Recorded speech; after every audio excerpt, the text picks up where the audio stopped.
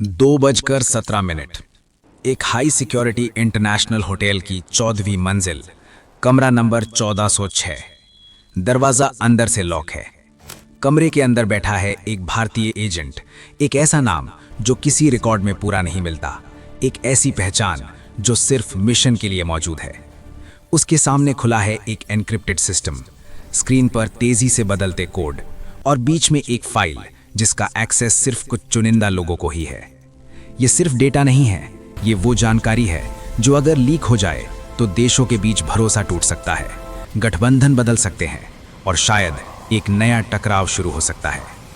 Agent की उंगलियां keyboard पर चल रही हैं। अचानक वो रुक जाता है। कुछ गड़बड़ है। कोई आवाज नहीं, कोई हरकत नहीं, लेकिन एक अजीब सा एहसास, जैसे कोई उसे देख रहा हो। वो धीरे धीरे खड़ा होता है। उसकी नजर कमरे के हर कोने को स्कैन करती है। दरवाजा, वेंट, शीशा, सब कुछ सामान्य। फिर भी कुछ गलत है। वो खिड़की की तरफ बढ़ता है, पर्दा थोड़ा सा हटाता है और तभी एक सेकंड के लिए सामने वाली बिल्डिंग की छत पर एक चमक, बहुत हल्की लेकिन इतनी साफ कि एक प्रशिक्षित पेजेंट उसे पहचान ले। ये कोई साधारण रिफ्लेक्शन नहीं है, ये एक ऑप्टिकल लेंस है। उसकी सांसें तेज हो जाती हैं। अब उसे यकीन हो चुका है, वो टारगेट बन चुका है। वो तुरंत पीछे हटता है, फोन उठाता है, एक एन्क्रिप्टेड लाइन डायल करता है। रिंग जाती है, एक बार, दो बार, और तभी पूरे कमरे की लाइट चली जाती है। अंधेरा, ऐसा अंधेरा जिसमें अपनी ही सांसें भारी लगने लगती हैं। कुछ सेकंड जो समय से बाहर महसूस होते हैं। फिर दरवाजे के पास एक बहुत हल्की सी क्लिक की आवाज, लेकिन दरवाजा तो अंदर से लॉक था। एजेंट की ट्रेनिंग उसे शांत रहने को कहती है। वो धीरे धीरे पीछे हटता है, अपनी पोजीशन बदलता है, सांस रोक लेता है। अब कमरे में दो लोग हैं, लेकिन दिख कोई नहीं रहा। एक कदम, फिर दूसरा, जैसे कोई उसकी हर हरकत को माप रहा हो। एजेंट कुछ करने ही वाला होता है कि अचानक सब कुछ फिर से शांत हो जाता है, पूरी तरह। 9 मिनट बाद होटल स्टाफ और सिक्योरिटी दरवाजा तोड़कर अंदर घुसते हैं। कमरा वैसा ही है जैसा होना चाहिए था। न कोई संघर्ष, न कोई टूट फूट, न कोई खून, लेकिन एजेंट गायब है, जैसे वो कभी वहां था ही नहीं। सिर्फ एक चीज अलग है, लैपटॉप स्क्रीन। उस पर अब कोड नहीं चल रहा, सिर्फ एक लाइन चमक रही है, यू वर लेट। ये एक मैसेज था, या एक चेतावनी, या एक सिग्नेचर।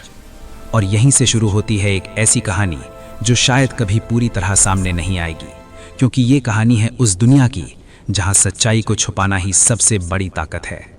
रॉ और CIA, दो नाम जो सिर्फ एजेंसियां नहीं हैं, ये दो अलग सोच हैं, दो अलग तरीके हैं दुनिया को कंट्रोल करने के।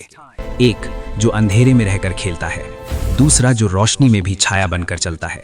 लेकिन सवाल वही है, उस रात कमरा नंबर 1406 में क्या हुआ था? क्या ये CIA का एक क्लीन एक्सट्रैक्शन ऑपरेशन था, जहां टारगेट को बिना शोर, बिना निशान के हटा दिया गया? या फिर रॉ का ही कोई डैमेज कंट्रोल मिशन, जहां अपने ही एजेंट को अपनी ही जानकारी बचाने के लिए गायब करना पड़ा? या क्या ये दोनों के बीच चल रहे एक ऐसे खेल का हिस्सा था जिसके नियम हमें कभी बताए नहीं गए थे? क्योंकि असलियत ये है, खुफिया दुनिया में दोस्ती स्थायी नहीं होती और दुश्मनी भी नहीं।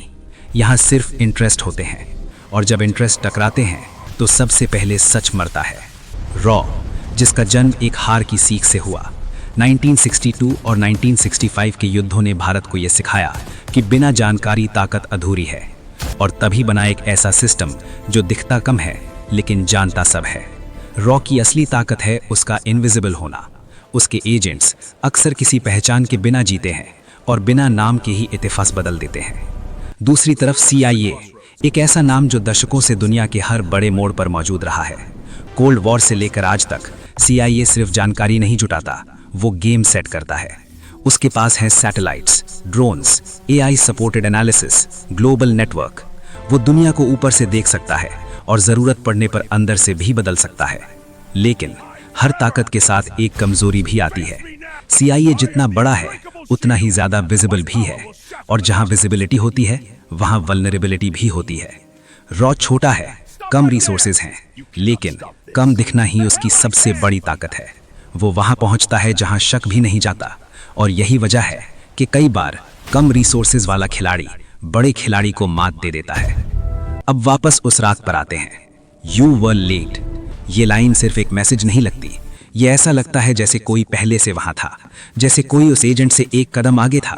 तो असली सवाल ये नहीं है कि कौन ज्यादा ताकतवर है, रॉ या CIA।